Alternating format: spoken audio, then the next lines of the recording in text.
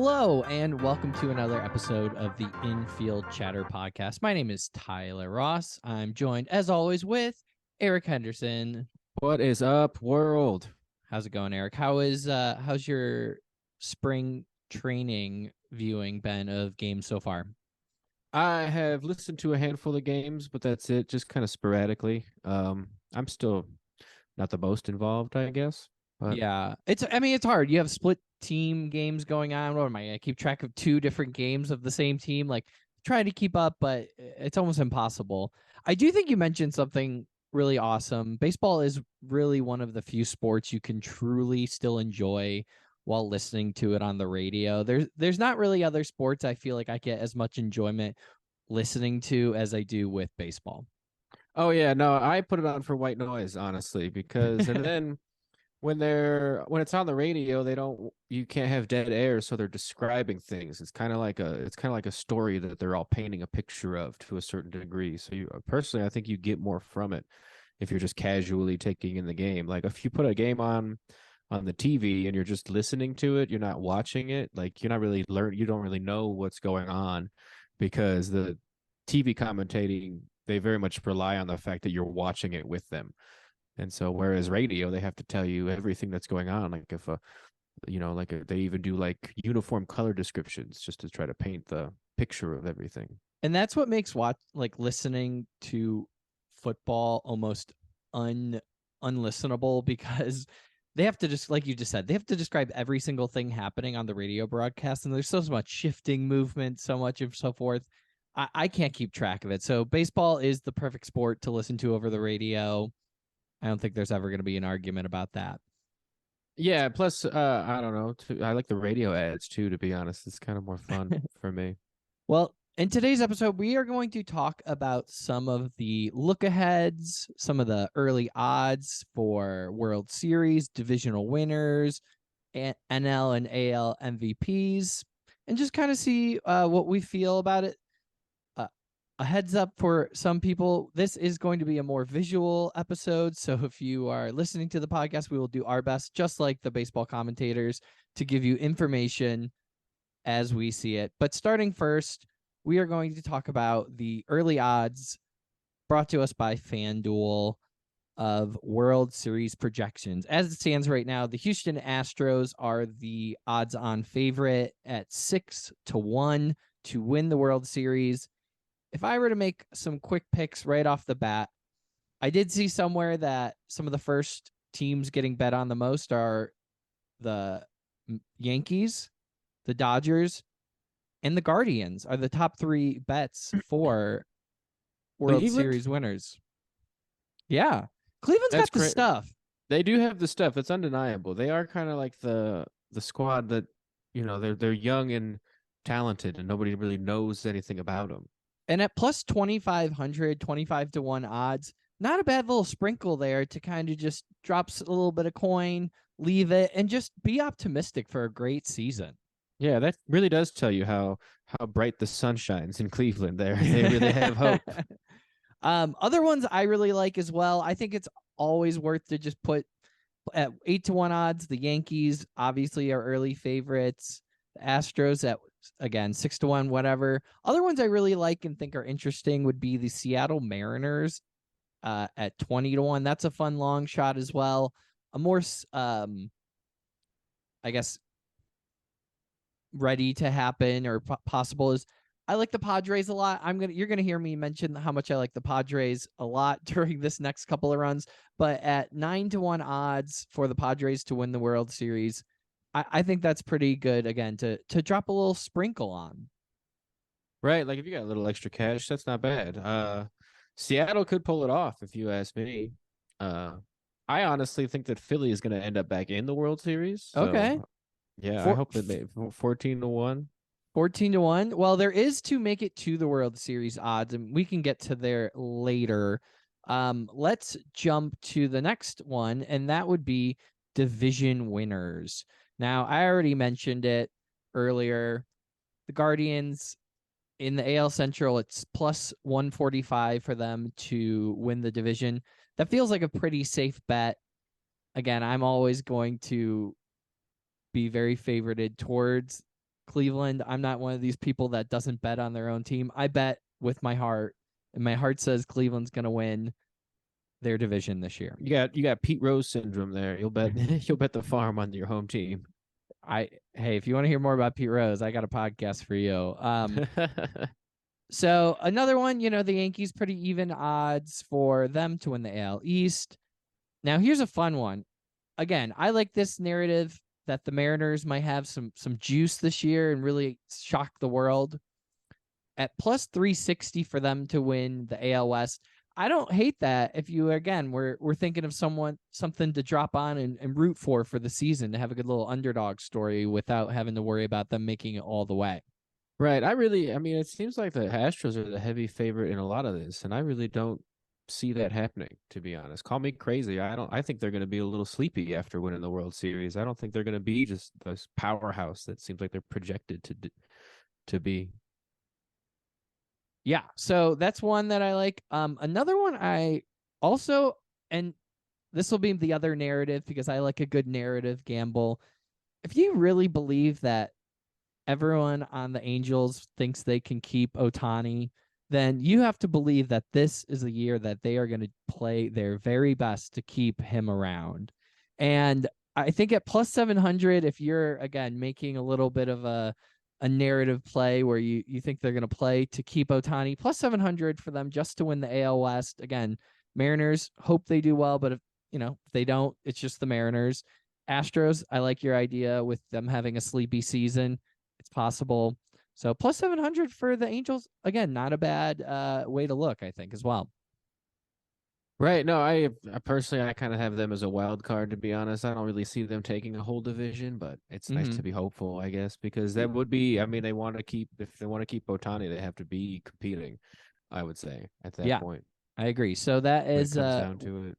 NL Central. You have actually the Cardinals at negative odds to win their division. I don't really think the Brewers, they're a nice tail, but I don't really think they have the stuff to knock off the Cardinals in the NL Central. The Cubs at plus 600, like we've talked about in past episodes, they've done a lot to really improve their division, and they, I don't think anyone really takes the Cubs seriously per se, especially after last year.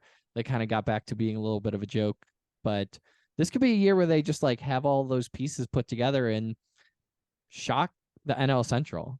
No, I really have them as a solid second place in the division. Is there odds for that? Can you bet on who will take second? I don't think so. Because this one is, it's hard to deny that the Cardinals are probably going to end up in first place. Okay. Outside of that, I don't see any of the other teams really having a chance. And this actually kind of upsets me that they have Milwaukee favored over Chicago, because Milwaukee is just, they've been on the downward trend, and that's not going to turn around anytime soon. And with the Cubs' new squad, they got way more going on than Milwaukee does at this point. And so, yeah, I have the Cubs a solid second. Undeniable that the Cardinals are going to win the division. Okay. So unless something magical happens, I don't see it. Hey, injuries happen every year. You never know. Moving right along. That's true. To the NL East, the Braves and the Mets are pretty much even odds to win the division. Who do you think would take it, Braves or Mets right now? I mean, in this, I would probably go with the Braves just because the Mets are cursed. I'm going to say that a lot. But it sounds like to me, it also does seem like they're coming into this season the same way they're going out of last season. They both are fine contenders. I both see them kind of evenly matched. I can see that flip-flopping all season, probably being a good talking point all year, them going back and forth. But the Phillies, again, are the wild card in that whole division there. So those three are going to be the teams to watch. And I can see it being a battle all year for those three. All three of those teams are motivated, but one of them's cursed, and so really it's anybody's game. All right, and then the last one, the NL West. I don't know if the Dodgers, are going to pull it together. I think everyone. I really don't think so either. I think a lot of people are all hyped this year with the Dodgers. Yeah. So I think it's finally going to be the Padres' season to take the division. That's what I'm hoping for. I hope the Dodgers just keep running into this string of bad luck, to be honest. So I like that a lot. Like you mentioned, to make the playoffs, not even win the playoff, but just to make the playoffs. You have a lot of teams that are they just assume are going to make it. So anyone from the Cardinals up to the Astros, all those teams are just kind of shoe in. They assume they're going to make it in. The first team to get plus odds are the Brewers. I don't have a lot of interest in any of these picks. Nobody really jumps out to me in any of these as like good odds or worth the investment. So I got nothing there. Let's move on to over under for win totals for the season. I'm highlighting a few teams. The first one is a little jokey just to get us started, but that is going to be the Colorado Rockies. Their over under for wins are 64 wins. Last year they had 68. I honestly don't see them becoming any better at baseball in the year, and I kind of think they're gonna go under. So I'm going under for Rockies wins this year. Not a bad bet, to be honest. They made zero effort to make their team better, and their team sucks. Uh, that's no doubt. Last year, I think Chris Bryant played like 40 some games total after signing multi-million-dollar deals. So hopefully he's healthy. I mean, I wish him the best in the world, but that's really all they got. They have a potentially hurt Chris Bryant and a gracefully aging Charlie Blackmon, and that is all that they have to offer. And the so the only thing that gives the Rockies a lot of makes me worried about the Rockies is on games where teams come in on their first game, they always struggle because of the that altitude you guys have up there in yeah, Colorado. So they end up like squeezing by a few games just because of that, it seems like, but I don't know. Eventually that can't be the whole deal for them. they Uh do. And I have seen info on this conspiracy that kind of goes circles around. So it'll be fun to watch the data. I was kind of trying to pay attention to it last year, but it's kind of hard to keep up with when you're just watching to see which team comes to town and if they lose that first game. But the altitude here is no joke. That is most certainly the case. And so, at least as far as player stamina and your ability to breathe. So, but are outside of that, I don't think it, the Rockies have no chance. I can see a lot of away teams taking that first game, if not sweeping mhm. All in right, next total. one is the Chicago Cubs. Their over under for wins is 76. Last year they got 74 wins. As we talked about before, I think they've made a lot of improvements. I am going over 76 wins for the Cubs. I'd like to place a bet that they get exactly 76 and a half wins. I think with all these new rules, maybe a tie could be in order. I feel like if anyone was to pull it off, it would be the Chicago Cubs. We're great at making history that way. All But right. that's a pretty solid. I mean, that's kind of where I have them pegged myself as a person, as a person that has interest in how they do and expectation. 76 sounds about right for this squad. So you're saying Vegas kind of knows what they're doing, is what you're I saying. feel like somebody did their research on here, so it's good to know Yeah. that it also matches what's in my soul. Nice. Next coming up, staying right in the city, going to the south side, the Chicago White Sox, 83 is their over under. Last year they had 81 wins. So I'm actually going to take the under. I actually think, they have their own issues with pitching right now. I just don't think they're going to make a lot more progression from last year. So I'm going to take the under for White Sox victories. Yeah, that might not be the wrong move. Their closer, Liam Hendricks, is going to be out for the season fighting cancer. Mm, And so morale could potentially take a hit because of that. And then they've also been struggling, so they have an uphill climb. They did lose a key piece in Jose Abreu. right. That's So what I I'm kind of see thinking right there. them like when it comes, if you're comparing them from this year to last year, I'd say they're probably going to do worse this year than they did last year, unfortunately. I agree. All right. So then taking it to my boys, my team, my squad, the Cleveland Guardians, 86.5 is their over under for wins. They won 92 games last year. It's insane to me to think that they would revert backwards. I'm taking Yeah, the over. I'd take the over on that too. Yeah. There's nothing more to be said. I'm nothing but positive towards the season for them this year. Right. I could see them winning 100 this year, to be honest. I love that. And honestly, I think you can actually to win 100 games for Cleveland to win 100 games. That is plus 8-1 odds. So There it that might be is. another fun one. Let me borrow $25, Tyler. Um, our next one, I can't be loaning money for gambling. I got my own gambling to fund Eric. Our next team I like is the Phillies. Last year they won 87 games. We kind of talked about it earlier. They're a scrappy squad. I like them. I like Carl. I'll believe in Kyle Schwarber, even though I don't like Kyle Schwarber.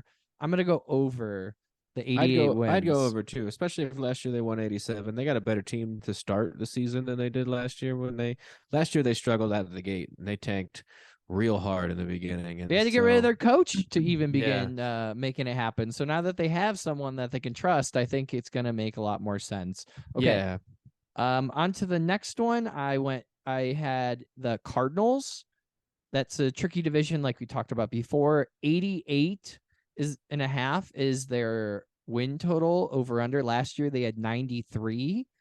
I'm Yeah. actually going to take over as well. Again, they're another Yeah. really good team. They improved a lot over the offseason. I just think that's a really good division that's going to have a lot of wins in general.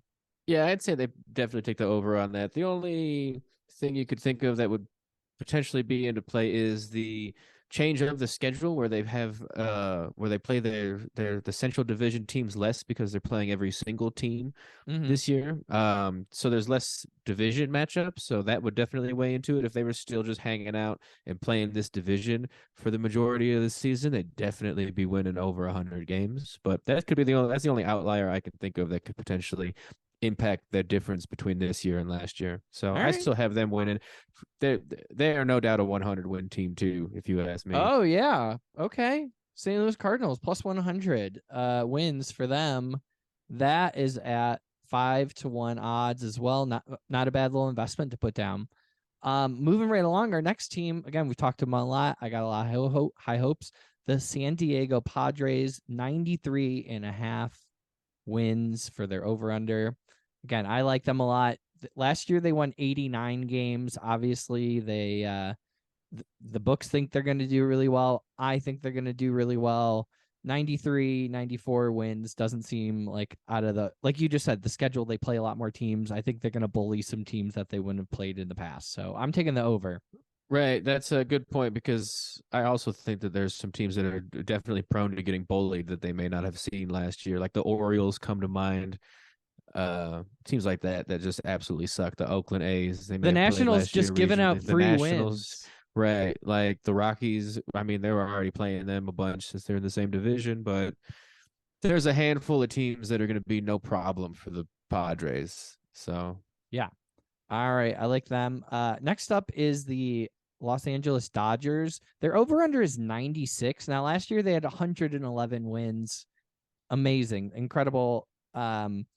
But again, I just don't have real high hopes for the Dodgers this year. I don't think they're going to be very good. I think they're kind of going to be minorly tanking to get Otani next year. They're going to have a ton of money. So I'm taking the under 96 and a half wins for the Dodgers.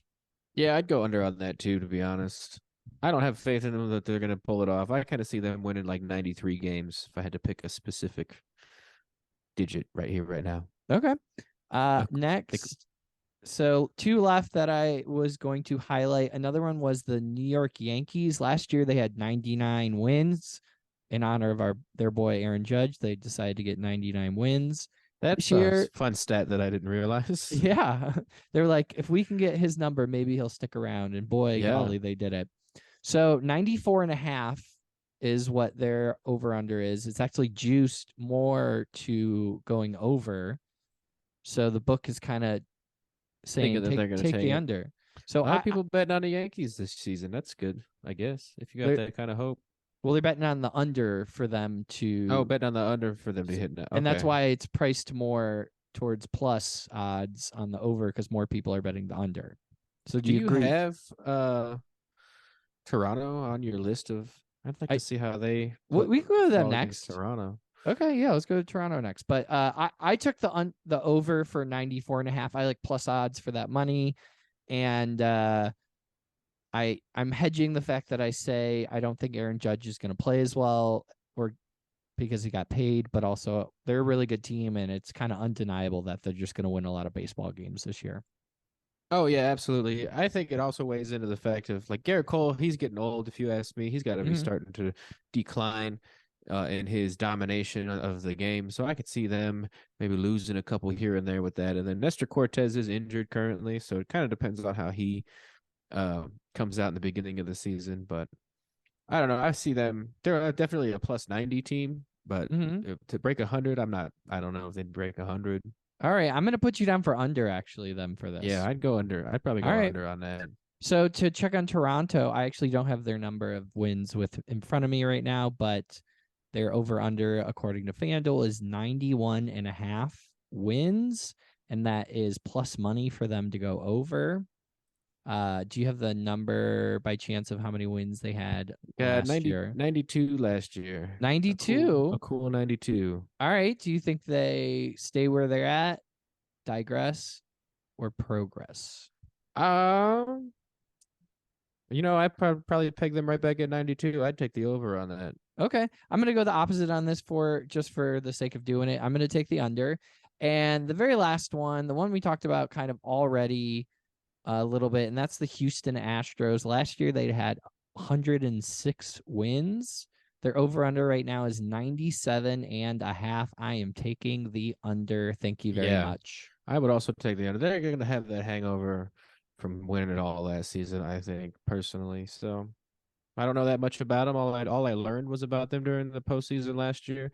I know they have an amazing bullpen, but I don't know. 97 and a half seems pretty steep for a team that's pretty tired. Yeah. So there's that one. And then next up, let's jump over to the best record. So, do you have any picks or favorites you think for best record? Again, they think the Astros are going to have the best record in baseball this year. Right after that is the Dodgers. I would look a little lower on the list. I like the Padres at plus 900, 9-1 odds for best record. Um, in baseball, I think that's a lot to ask of them, but I think it's their year to finally do it. Yeah, I mean, I haven't really thought too much about best record. Oh, we're talking wins right now. So if Yeah, anything was yeah. inspiring you, Overall wins. Yeah, I mean, uh,